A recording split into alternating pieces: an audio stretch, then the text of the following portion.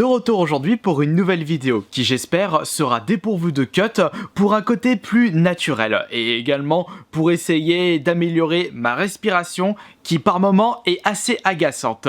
Je vous l'accorde car très souvent je commence à cutter les moments où j'inspire énormément et il faut que j'essaye de contrôler ce petit défaut là. Avant de commencer cette vidéo, je vous rappelle qu'on tente un des défis de la chaîne YouTube cette année, c'est d'atteindre les 5000 likes sur une vidéo. Et j'ai remarqué qu'on a dépassé les 3500 likes sur 2 vidéos et une troisième vidéo où on a dépassé les 3000 likes. On y est presque.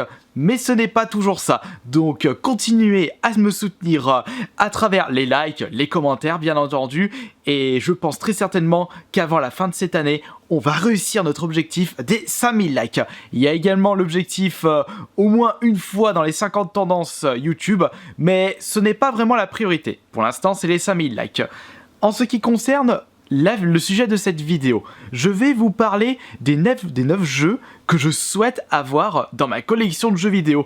Car aujourd'hui est sorti le Evil Within 2, le jeu que j'attendais le plus cette année, et je m'amuse comme un petit fou, même si mon Kirby Play a été un petit peu agaçant pour plusieurs personnes.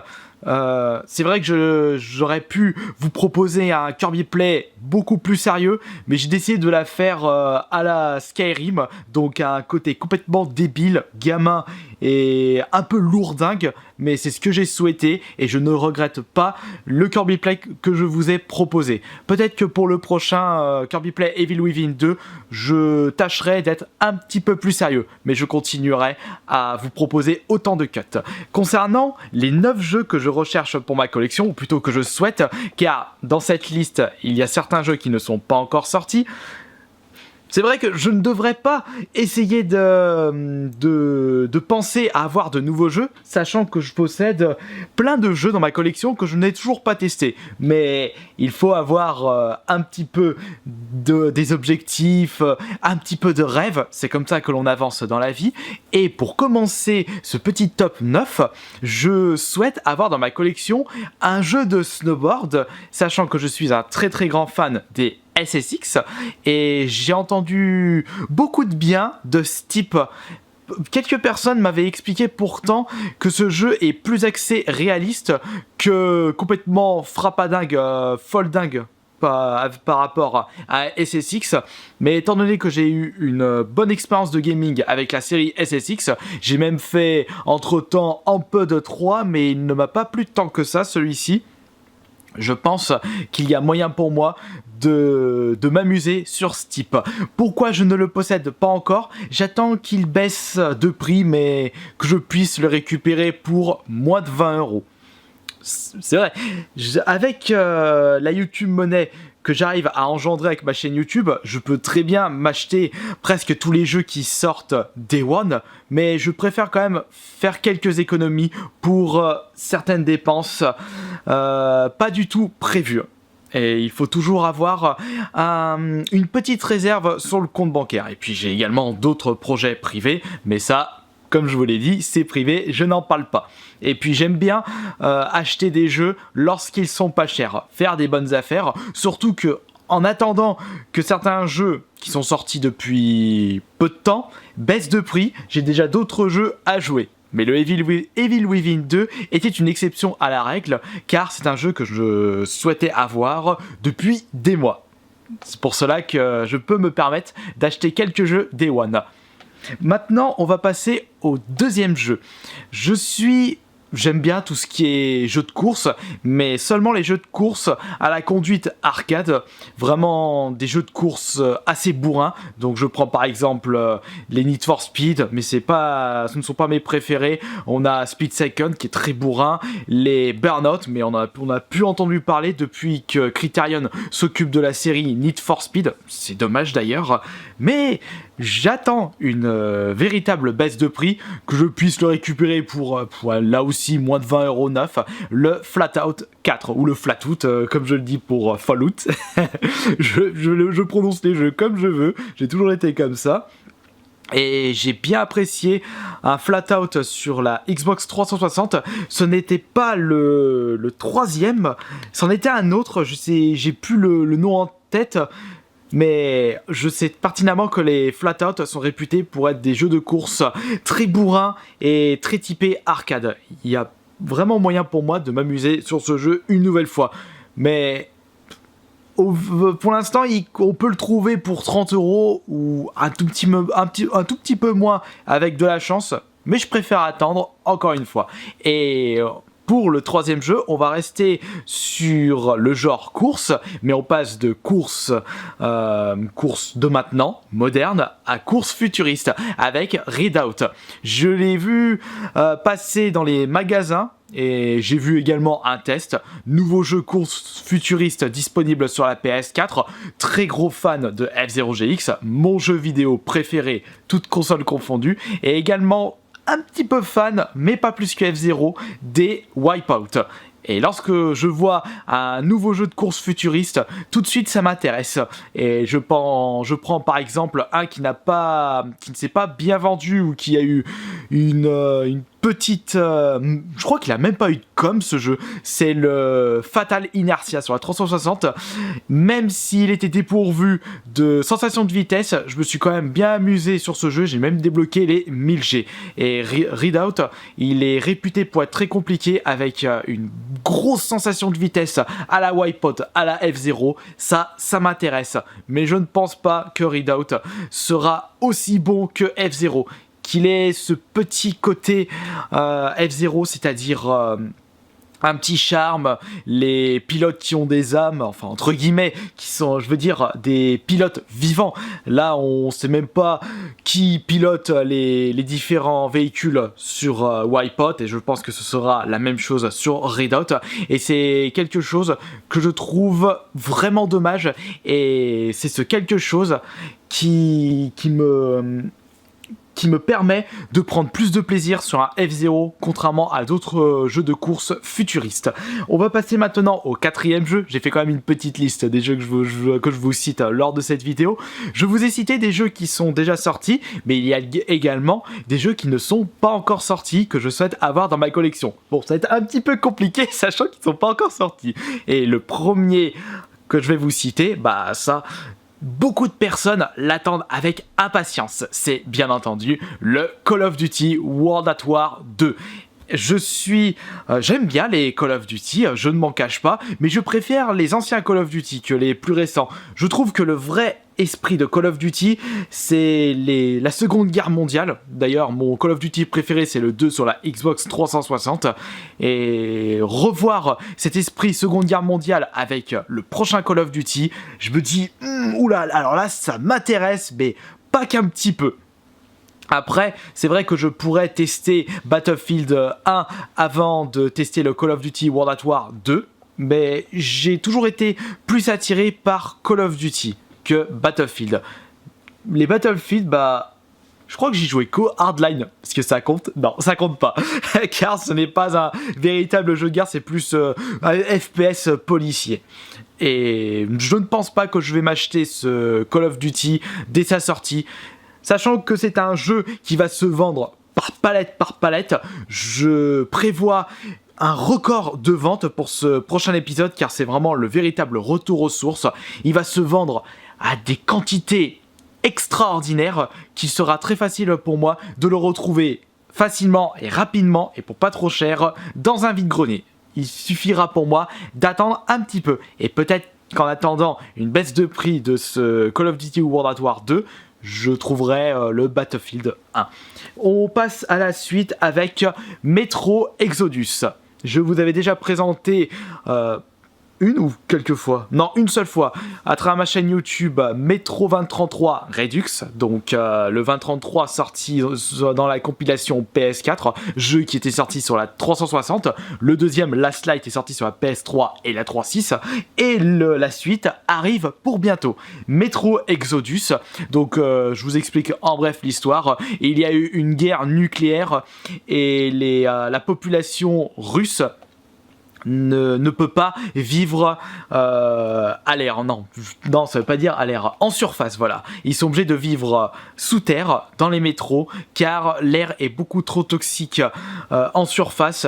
Et c'est une série de jeux issus d'un best-seller russe que je devrais lire sérieusement.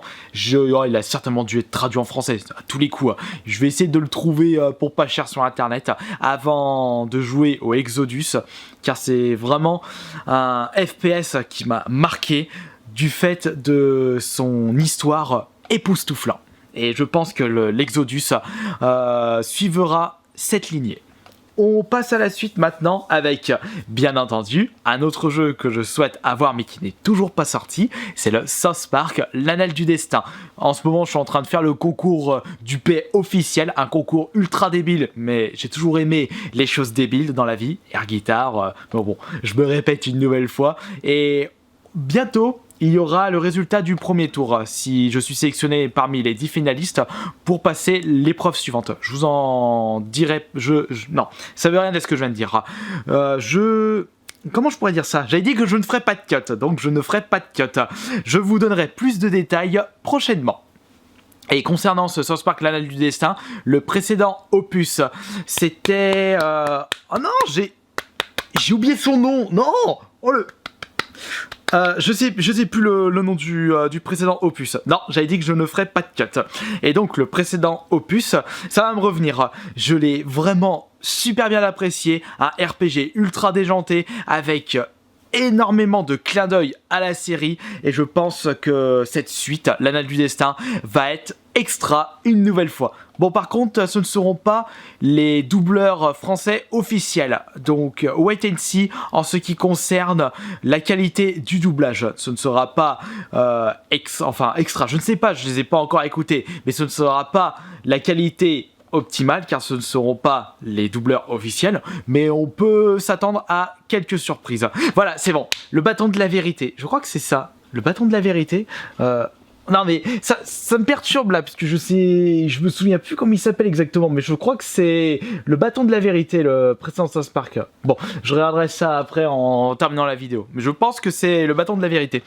Et on va passer maintenant à un autre jeu que je souhaite avoir dans ma collection PS4, et c'est un autre jeu qui n'est pas encore sorti, c'est le... non, pas South Park, je viens de le dire, c'est le Sonic Force.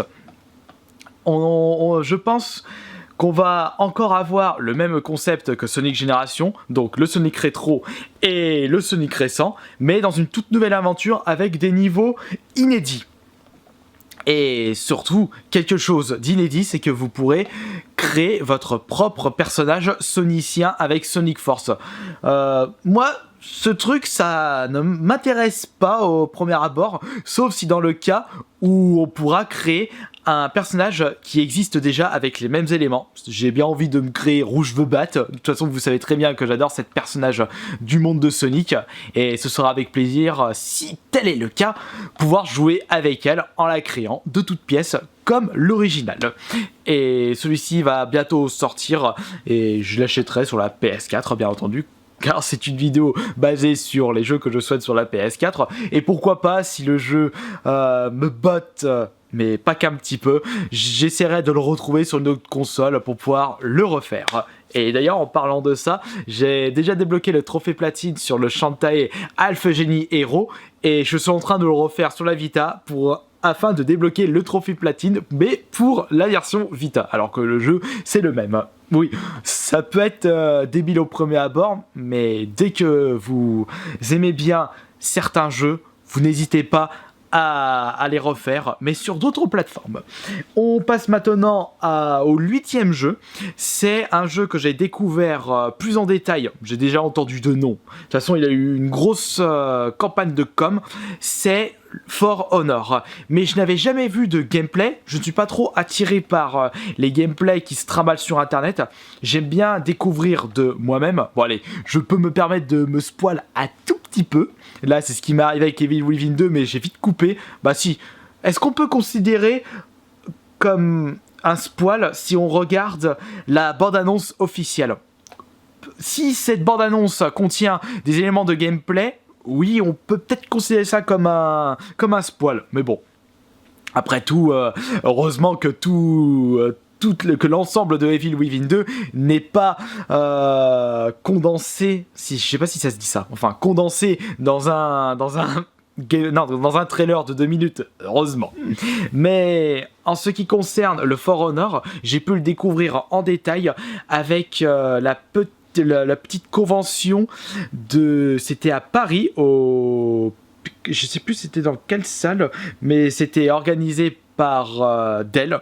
Et j'avais fait une petite vidéo reportage ce jour-là et j'ai pu découvrir des jeux indés et ça a été vraiment une superbe journée. Et For Honor, après l'intervention du directeur, je crois que c'était le directeur artistique, je ne sais plus comment... Enfin, c'était l'un des directeurs qui s'occupait de ce projet-là. C'était vraiment son petit bébé. Il avait mis plus de 20 ans pour entre le moment où il a eu l'idée et le moment où le jeu est sorti. Mais il m'avait donné envie de jouer en détail à For Honor. Par contre, je me souviens plus de son nom. Désolé par avance. Et enfin, le 9e et dernier jeu que je souhaite avoir dans ma collection PS4...